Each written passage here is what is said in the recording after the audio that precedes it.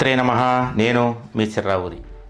నేను ఇప్పుడు చెప్పబోయేటటువంటి పరిహారం ఏదైతే ఉందో దీన్ని కనుక మీరు జాగ్రత్తగా పాటించారంటే, నమ్మి చేశారంటే మీకు ఐశ్వర్యం అనేటటువంటిది ఖచ్చితంగా కలిగి తీరుతుంది.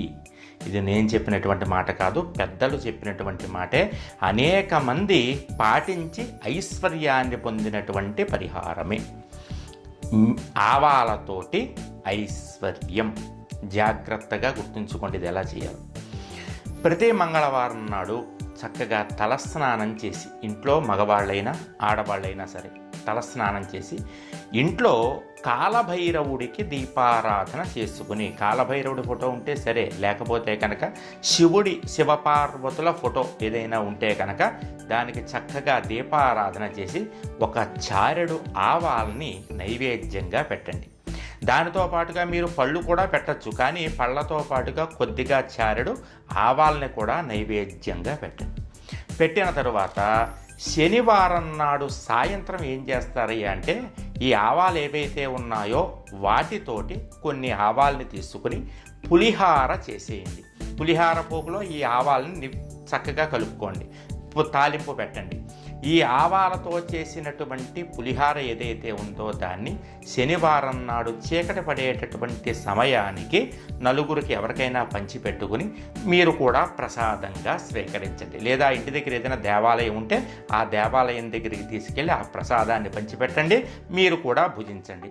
ఒకసారి తీసుకున్నటువంటి చారుడు ఆవాల్ని మీరు 8 వారాల పాటు వినియోగించుకోవచ్చు, 8 శనివారాలు. అలా చేయడం వల్ల కాలభైరవుడి యొక్క అనుగ్రహము మీకు కలగడము చేత మీకున్నటువంటి దృష్టి దోషాలు, నరఘోష అనేటటువంటిది తగ్గి, మీరు ఏదైతే ఐశ్వర్యాన్ని అనుభవించాలో ఆ ఐశ్వర్యం మీరు అనుభవించకుండా అడ్డం పడుతూ ఉన్నటువంటి నరఘోష తొలగిపోయి చక్కగా మీకు ఐశ్వర్యం అనేటటువంటిది కలిగి తీరుతుంది. దీన్ని నమ్మి చెయ్యండి.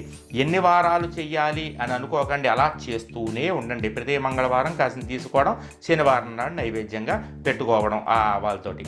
ఒకవేళ ఎక్కువైపోతున్నాయి ఆవాలనుకున్నారనుకోండి, శనివారం నాడు మీరు ఎన్ని ఆవాలైతే తాలింపులో పెడతారో అన్ని ఆవాల్ని తీసుకోండి. లేదు, ఒకసారి చేసినటువంటి ఆవాల్ని తీసి డబ్బాలో పోసుకోండి. వాటిని రోజు వంటలో వినియోగించుకోండి. శనివారం నాడు మాత్రం ఖచ్చితంగా ఆవాల తాలింపుతోటి పులిహార చెయ్యండి.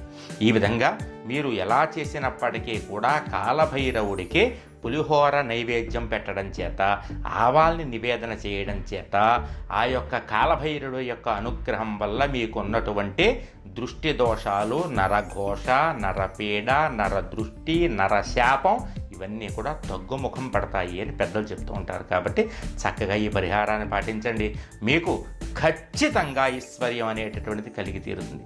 మీరు మరిన్ని విశేషాలు మా నుంచి తెలుసుకోవాలనుకుంటే ఈ ఛానల్ని సబ్స్క్రైబ్ చేసుకోండి. ఒకవేళ ఇంతకు ముందే ఈ ఛానల్ని సబ్స్క్రైబ్ చేసుకుంటే సరే, ఒకవేళ కనుక మీరు సబ్స్క్రైబర్స్ కాకపోతే కిందే ఎరుపు రంగులో సబ్స్క్రైబ్ అని బటన్ ఉంటుంది, దాన్ని టచ్ చేయండి. వెంటనే చిన్న గంట బొమ్మ ప్రత్యక్ష అవుతుంది, దాన్ని కూడా టచ్ చేయండి. అప్పుడే మేము పెట్టినటువంటి వీడియోలని కూడా వెంటనే మీకు చేరతాయి, మీరు పాటించవచ్చు, ఐశ్వర్యాన్ని పొందవచ్చును. జయం.